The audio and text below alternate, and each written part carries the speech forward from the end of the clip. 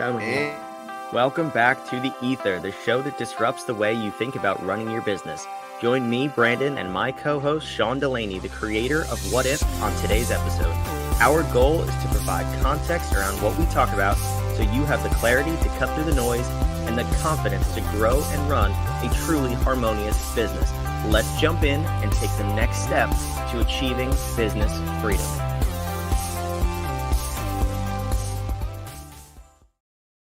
Hey. Happy Wednesday, my friend. Happy Wednesday. Do you dread Wednesdays because we do these shows? So you're just like, oh, another one of them. No, this is our service to the people, to the good people of the interwebs. We love the people. We have so much to talk about, but we're right there. We can't talk about it yet. I just want to talk about the things that we want to talk about. But you know what we're going to talk about today? Being grateful. Apparently, by definition, things we don't want to talk about because not things we don't want to talk about, but other things we want to other things that are maybe less exciting. So we'll tease that again for next week. But this is still exciting. I think this is exciting. Things to be grateful for from this year in your business, in your life. We'll share our perspective. Maybe that'll trigger something from the last year in your business, but it's that time of year, right? It's Thanksgiving. It is that time of year, and it is important for us to do this occasionally as human beings, playing the game of value exchange that we call business. It's important to celebrate wins, be thankful for teammates, be thankful for the struggles because they forced you to grow, all of those things. So I want to talk about stuff your gizzard with turkey. No, nobody likes turkey. Probably everybody likes turkey. I hate turkey. But anyway, that's a topic for a different episode. That was a lot. Boy, did you see this guy bouncing between polar extremes? Nobody likes it. Probably everybody likes it. Somebody might like it. Wow. Hello. Welcome back all over the place. I'm supposed to be the pendulum in this dance of ours, not you. Yeah, that's okay. Well, now you know that about me. I do not like turkey. I don't like it in any form, in the oven, in the fryer, air fryer, however else you're going to make it. I just don't like it. That's my thing. And not even for Thanksgiving. I will not eat it. As I told you, I consider you now a domestic terrorist. So. I know, and that's totally fine. That's totally fine. Okay. Anywho, so I want to talk about things we're grateful for, but I also want to talk about, because you brought it up, showing your gratitude to employees, vendors, customers, but not in a slimy, sleazy way. I think we tend to cross that line sometimes as business owners. No. As business owners, entrepreneurs, we're like, oh, I have to say thank you because it's that time of year. But I don't know if everybody does that right. They send out fruit baskets and bottles of wine, and there's no thought behind it, and it just feels very stale. So how do you walk that road with people too? Is it better to just not do it if you're going to go the stale route? Or is it better to maybe sit down and think about it before you show your gratitude for somebody? Well, I mean, if there was ever a loaded question, Alec Baldwin couldn't touch that one without it going off. What I'm trying to say is, what are you getting me for Christmas, Sean? Is what you're saying. And wow, more of this is what you're getting. So, yeah. Well, right. And obviously, and it's the same way I feel about Hallmark holidays. Hang on. Like Hallmark movies? No, Hallmark movies, I know, are your cherished delight. Careful what you say about my Hallmark movies. Okay, go on about holidays. I will never trash them. You're my wife, and you can bond on that all day. No, not taking away your Hallmark movies, Brandon. I'm saying Hallmark holidays.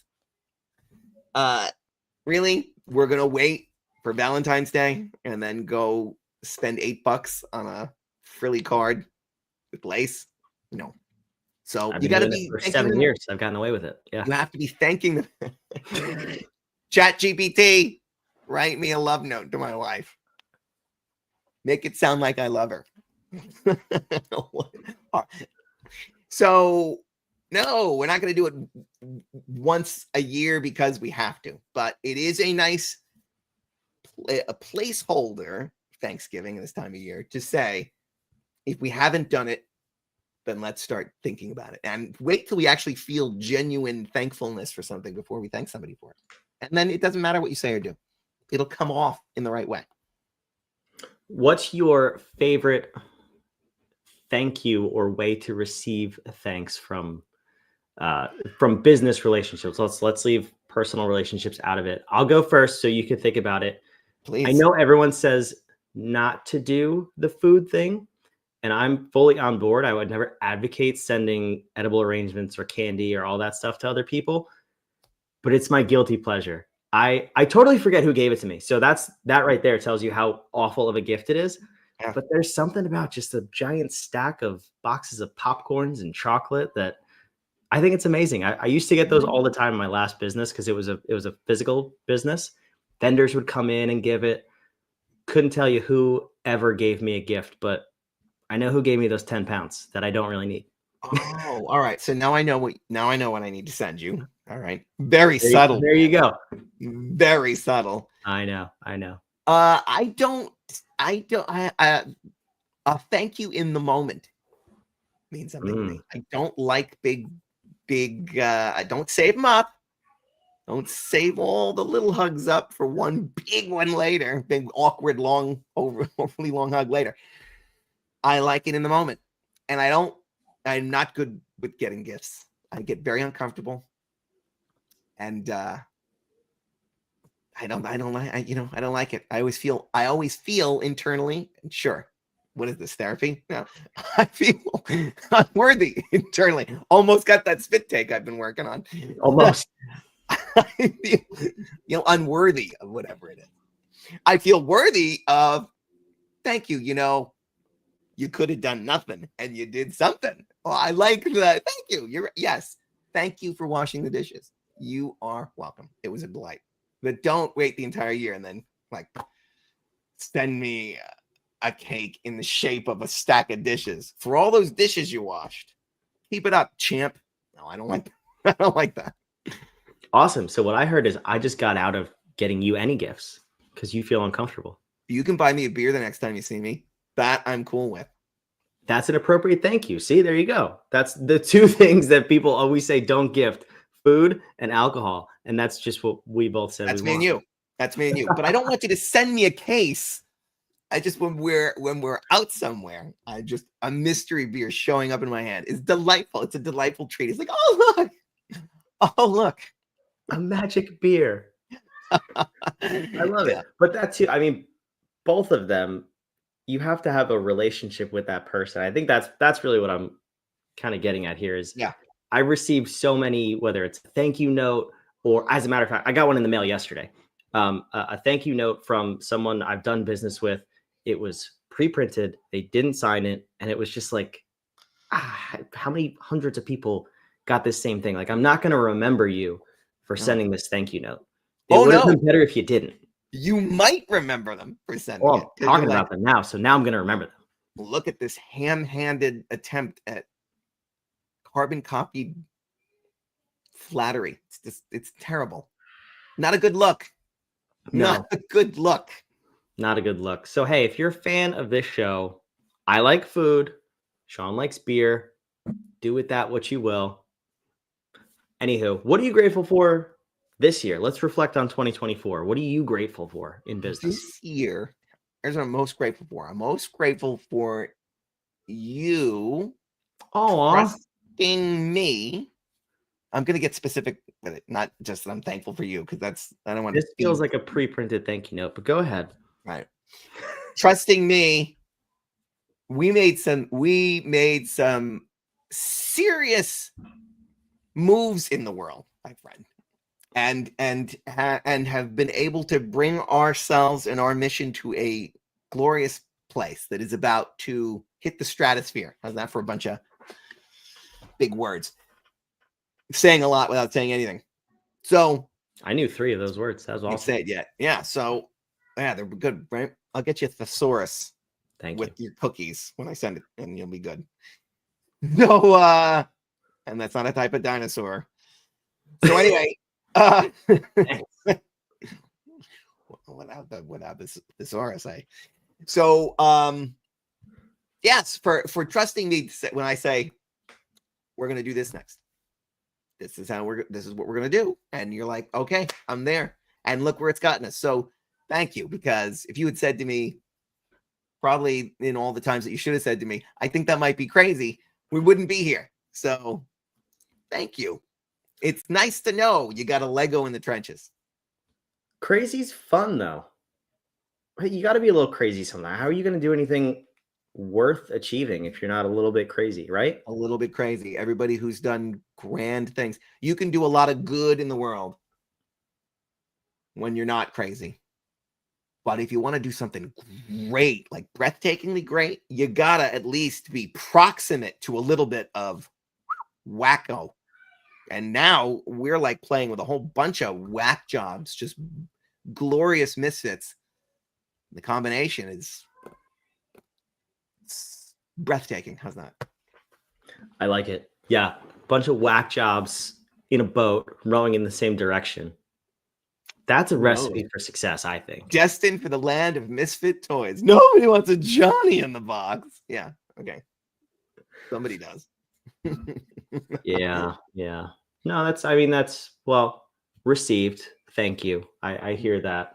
And yeah, I mean, I feel the same way. I don't have those crazy ideas that you do. And I see things more linearly. But I think you have to have a balance of both. And if you don't have that, in your business, whether it's internal or even like a mastermind group, to have access to the crazy, you have to put yourself there, and you have to get uncomfortable, because that's where the growth happens. I see so many businesses and business owners who, they just see what tomorrow holds, and they never think about what the 5 or 10 years in their business could be. And that really just stunts their growth. Somebody has to, if you are unable to push the boundary out far enough, not everybody has that kind of vision.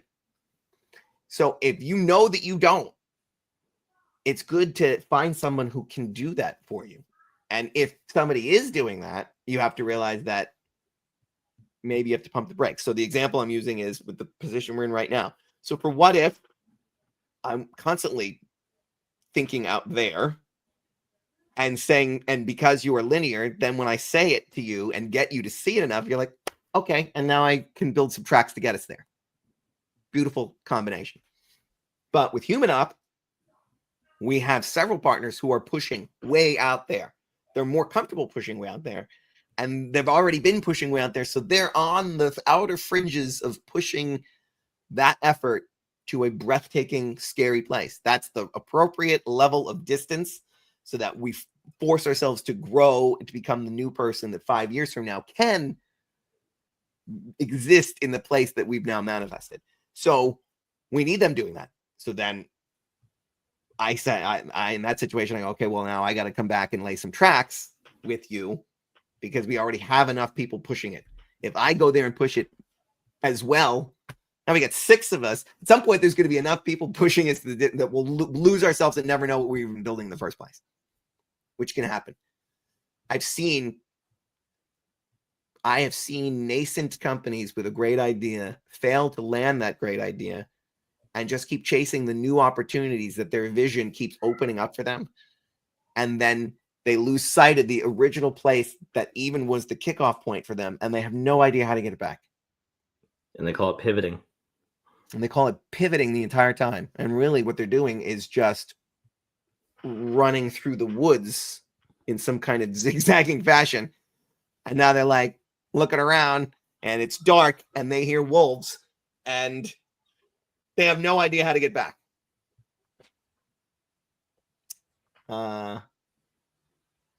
Yeah, not a good place to be. No.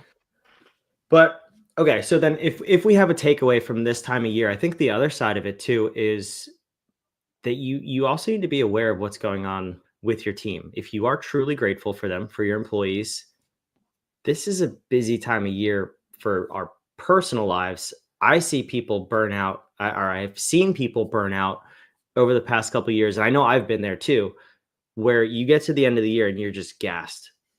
So if you want to show how you're grateful for people, be aware that they have personal lives outside of work, and don't ignore that fact. It's so easy to overwork people just because you're doing the normal amount of work.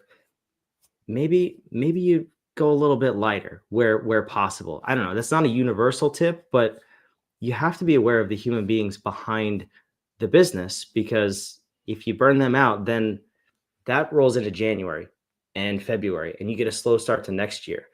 How talk to that for a second. How did you navigate that when you were running these big corporate structures where the end of the year is that push to get everything done, or maybe it wasn't in some companies? No, it isn't frequently. The holidays are a terrible time to try to get things done. You would think that there's a natural kind of let's put a big bow on this, pun intended, at the end of the year. But that doesn't happen. People start to check out. The holiday parties start happening. The rules get a little lax. We decide maybe we can have a little booze in the punch in the conference room. People are handing out cookies.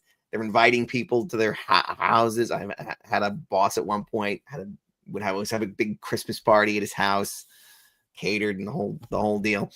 So there's a lot of that, and so it would feel, and so because he had to get home earlier, he was going to knock off around 3, and it's okay if you do too, and everything kind of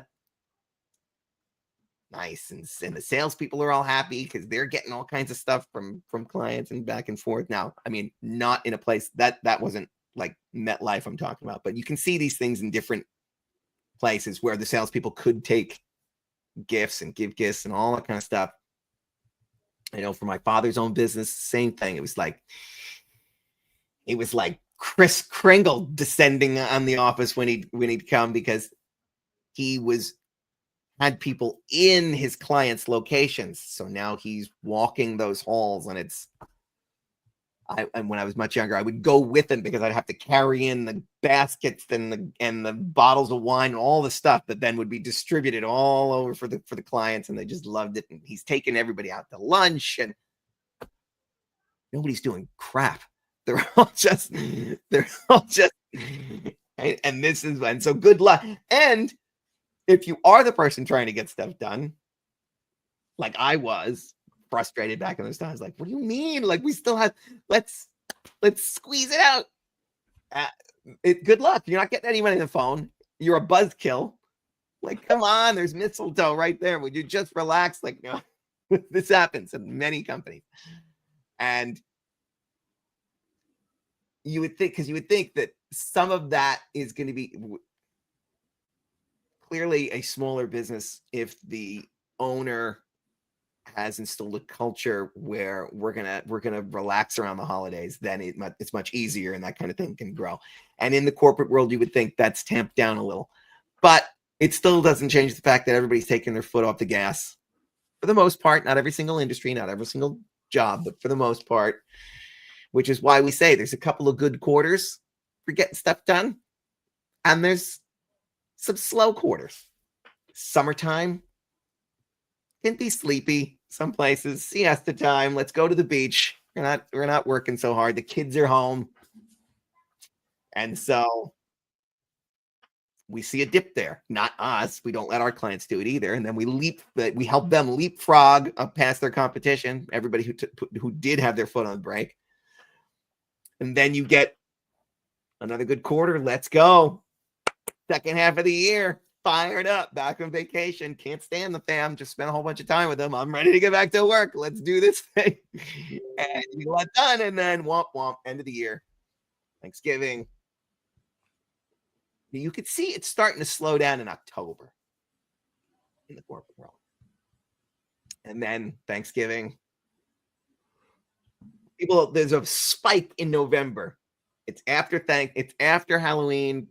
We have some sleepy leaf change stuff going on. We got the kids all through trick or treat and all that stuff. Spike of productivity. Yeah. Now we have a little spike in November productivity because we see Thanksgiving coming. We're going, oh my God, that spells Black Friday and all that stuff. I better quick get it all done before Thanksgiving. So you're sitting there going, this is great. My team's killing it right now. We're going to have the best end of the year. Oh, they were banking hours because they're doing nothing now. Does that have a hangover effect too into January? Because I mean, that's a long time. We're taking from the last weekend in November, basically through January 1st to do next to nothing. Definitely a hangover. It's hard for them to, because just like with anything, if you want to keep working somewhere, do not take that 3-month sabbatical they told you could take to go write a book. Find yourself. You're never coming back. You've built up some tolerance to the toxin at this place, and if you disengage for too long, that beach is gonna, when you come back, you will find it intolerable. Oh my God, this guy still grinds his teeth when he's standing at the water cooler. Whatever the things are that you're like, forgot how hard it is to be in this place. That can happen. People sweat anyway. So they had the good times. Now it's January, and now if we haven't done strategic planning right, now it's a big effort to try to figure out, so what are we going to do this year? And the clock's ticking, and some people are already running. Our clients at least are. They're poised. They're already out of the gate, and the competition's still fumbling around going, if they even do any kind of strategic planning. Now, in corporations, it takes lots and lots of people and all kinds of levels of striation of people weighing in and all kinds of stuff, and then it becomes the big Megillah that it is in the end. But for smaller businesses, if they're waiting until January to come back and blow off the cobwebs and then start working, you're looking at February. Who wants to start anything in February? But February, we're now dragging ourselves to the table going, all right, I think we know what we're doing this year. Unless orders are driving your process. If you have that kind of business, physical products, like, you can't decide when the t-shirts had to be printed. They had to be printed when they had to be printed. That's why I hate the end of the year. You're giving me a little PTSD. I'm gonna get itchy just thinking about it. And see, you know better than anybody that it depends. We're not speaking universally, because there are some businesses where you might feel like you wish you could just check out and enjoy this holiday spirit, but not you. No, and it's fun. That's kind of why I asked that question too, because in that industry, I remember it's industry wide. Fourth quarter is ridiculous. Really, September through the end of the year, and the whole industry would fall asleep in January. And it was always this question at conferences and trade shows of, how do you get business in January, or do you just let your people basically work half days for 30 days? Yeah. And it's one of the people are actually so burnt out because of how hard they work that they need those 30 days. And it's not necessarily a bad thing. It's just, you kind of you just shift it. So if corporate America takes off December, there may be some industries that their December is January and they get a slower start to the year. But coming back from that is the same thing. There's that hangover effect in February and March, that it takes a while to get the ball rolling because that strategic planning wasn't done the right way. The focus for the year wasn't set. So that's why we always say this is the time of year to do that. You have extra time sitting around. And what else do you have around this time of year that helps with your strategic planning? If you own a smaller business, you have time with probably the people who are the very reason you do the thing that you do. So now you have time with your family and your friends. You have time and space to think. Look out the window and watch the snow coming down with a cup of hot cocoa. We know what I like to do now. And think, reflect. It is a time of reflection as well. This is why I like leveraging, you know how much I love leverage. I like leveraging the end of year time, because we're reading A Christmas Carol, getting a little perspective, and we're approaching the ball drop, the change of the year. As arbitrary as it might be, we've decided this is a time of death and rebirth, an ending and a beginning. Everybody's starting their diet come Monday morning, clink, right? I'm joining that book club. It's a time of new beginnings. It's a natural cyclical time of death and ending because of the winter. And then that naturally begins the new cycle of rebirth. So we've got this already. It's the perfect time to think about, what did we achieve this year? You and I have been doing that. It's incredible what we did in just 1 year because of the way we plan our quarters and the way that we pushed out the vision and laid down the tracks to get there. And so it's a time but now, like I said, so if naturally there's this rhythmic slowing down, if people want to enjoy this time, if people have worked really hard up until that point, and so if you're naturally going to have more space, then let's take that space and do what is best to do in that space that we've been given, which is reflect and plan. Because we know if we don't have the plan by the time January is upon us, we are going to have those cobwebs. It is going to be, well, nobody really works on January 1 because of the holiday. And January 2 is a Saturday. I don't even know. I didn't even look at what days of the week it is. But you know those years that happens where it's like, well, the first day that we're really going to get anything done is the 4th. I mean, this year, January 1st is a Wednesday. So are we going to really come back on a Thursday and work 2 days? So I'll see you on the 6th. How about that? Hey, everybody. Yeah. Let's just all come back on the 6th. Let's just do that. And then we'll really get down to it. Dude, you're 6 days in. You are already behind. What do you mean? Oh my God. Because I'm going to be chomping at the bit. We're going to be like caged animals because we already have our plan. We know exactly what we're doing. No cobwebs here. And that's because we're going to have all that energy because we stored it all up. So in the time that we are sitting there listening to the Christmas carols, you're home snuggled up with your little feety pajamas and watching watching my Hallmark movies. Watching your Hallmark movies. Visions of fairy plums dancing in your head. You're going to be storing up all kinds of energy. Why? Not only because you naturally would be doing it in that environment, but because you're going to purposefully do it because that's our plan. We know that. This is the time. Store it up. Gird your loins. Then once more into the breach, my friend. Come January, whatever. Well, I'll be on the phone with you at January 1st going like, okay, obviously. So here's what we have to do first. We're going to be so. And I, too, am chomping at the bit for it already. Yeah. It's not even here. Yeah. So that's the tip from this episode. Couple of takeaways. We personally have a lot to be grateful for. I'm sure our listeners do too. Do that more frequently, though. Don't wait until Thanksgiving just to be thankful and grateful. Do it more often. And then also take the next 4-5 weeks to plan your 2025. And you will be grateful that we told you that too. So close out those projects. Welcome. Close out your projects. How about this? No matter what state your projects are in, assume that they are closing on December 21st. First. I don't know what day of the week that is. I don't know either. So look up what 20th. It's a Friday. What a beautiful number. Assume every project will be completed on the 20th. Now, anything that's not completed, that's a new project.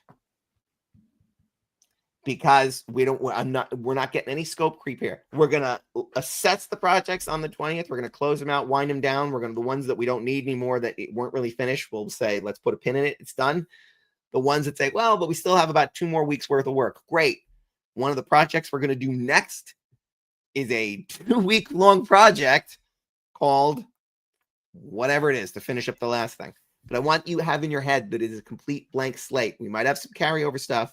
I'm not talking about business as usual stuff. I'm talking about the projects that you had. Oh, we got to go. We're running out of time. Anyway. That's your tip. We're leaving you with that. We'll see you next week on the Ether.